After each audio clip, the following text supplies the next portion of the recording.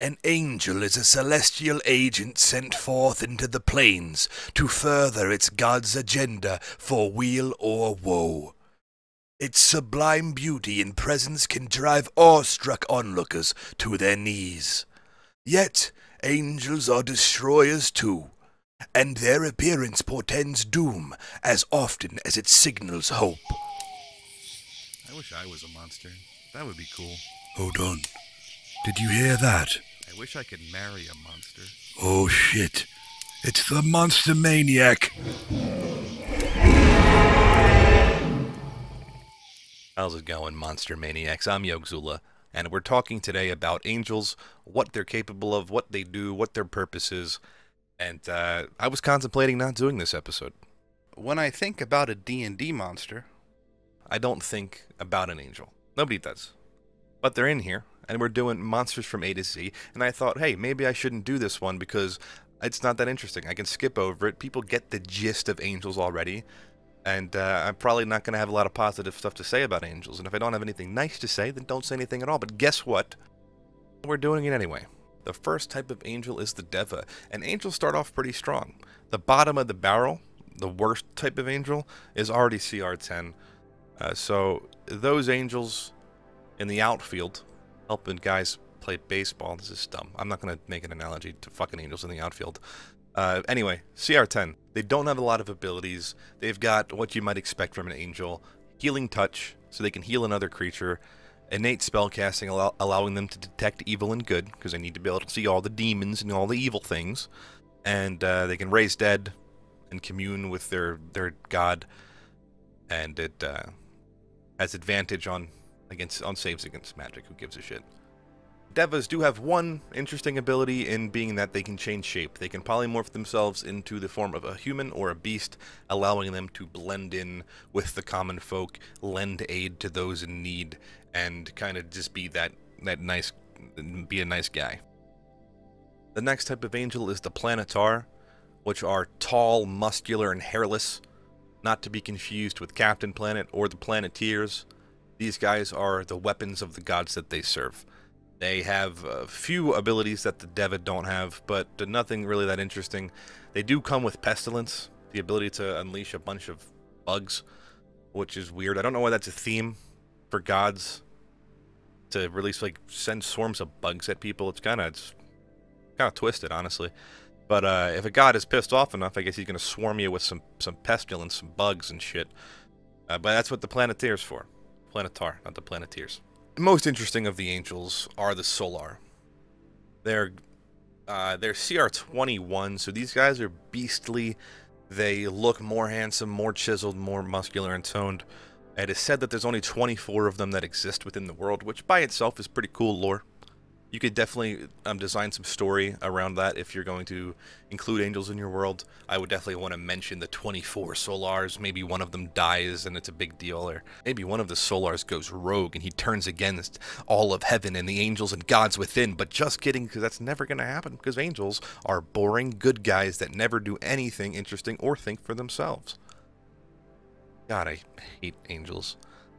But the Solars do happen to be a bit more interesting than the other angels. So we will actually go over a few of their abilities that I think are kind of neat.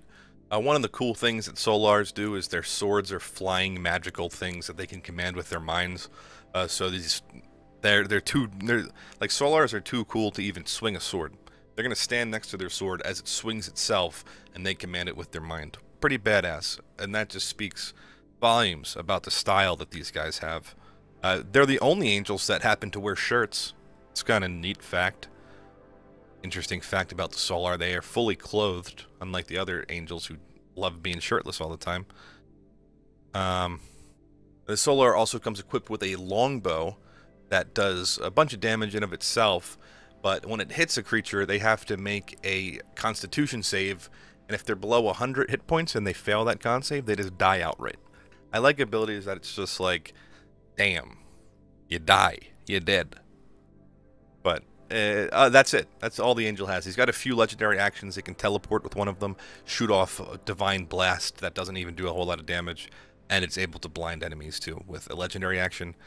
Nothing particularly interesting, really. That's all of it. That's the angels, guys. I've covered the mechanics of the angels, and so let's talk about what they do, what their lore is. How might you include one of these in your campaign? The question that I ask myself with angels is why? Why would I include them in my campaign? I find that there are so many interesting creatures within the Dungeons & Dragons universe that going with angels, these cliché things that have existed for thousands of years and have been used in all kinds of media and storytelling and fantasy, ultimately angels are just muscular guys with wings that don't think for themselves. They're organic machines that just serve a singular purpose and they do what they're told. There's nothing that interesting about that. I think that demons are cool. I think that hell is cool. And maybe that's just because I'm an overwhelming edgelord, or because demons actually have the ability to have motivations and thoughts of their own. Whereas for angels, that's not really all that true. Angels are just like bandits or thugs with wings. They exist to serve somebody who might be interesting, but they themselves, not notable, not remarkable. Even a bandit or a thug has more potential to be interesting than an angel, because they can think for themselves and have motivations of their own. Angels, typically that's not the case. There are exceptions, particularly with fallen angels. The reason that an angel might fall is because he gets tricked. It's really tough to trick an angel, but if you're able to, it gets tricked and it does something unforgivable, it does something wrong or considered evil. It's cast out of heaven, and a lot of those angels might resent their gods and try to strike back and try to get revenge.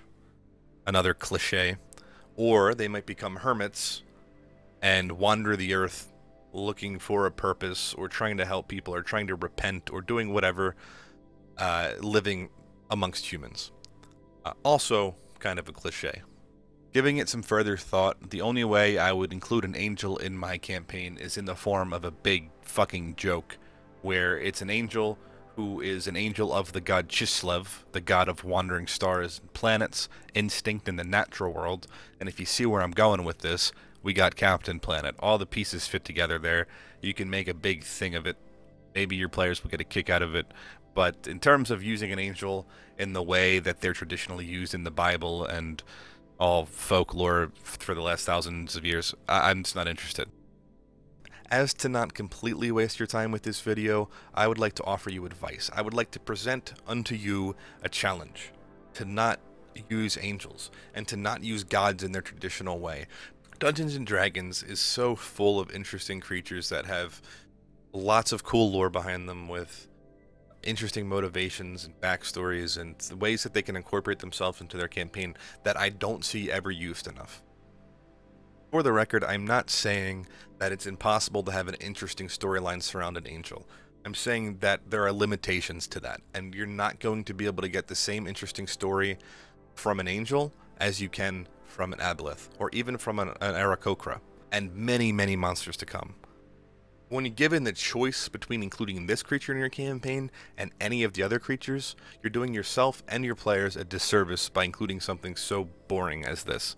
And I'll have that to say about a few of the creatures, mostly the creatures that I rate lowly, because I think that the low-rated creatures are stuff that, like angels, are just played out. And for this reason, I am giving angels 1 out of 10 toads. But, you know, no, let's give the Planetar an extra half a toad for looking like the Hulk, for looking like Captain Planet, for having that wonderful green skin. I don't know why this angel particularly is just, yeah, let's just give him green skin, but he does. It's cool. It's a work in progress, maybe. They're starting to think outside the box with angels a little bit. At least it's not just some white guy with beautiful flowing hair. Next time, we will be talking about animated objects. At first glance, that might seem boring, but I actually think animated objects are pretty cool, specifically animated armor and some of the lore that can surround them and some of the ways that they can play into your story. If you'd like to tell me how much of a bitter idiot I am for not liking angels, you can do that in the comments below. I'd be happy to argue with you on YouTube comments. Thanks for watching, and if you'd like to join me on this journey reviewing every monster from A to Z, you can click the sub button below to get updates on the, you know how YouTube works. Thank you guys. Catch you next time.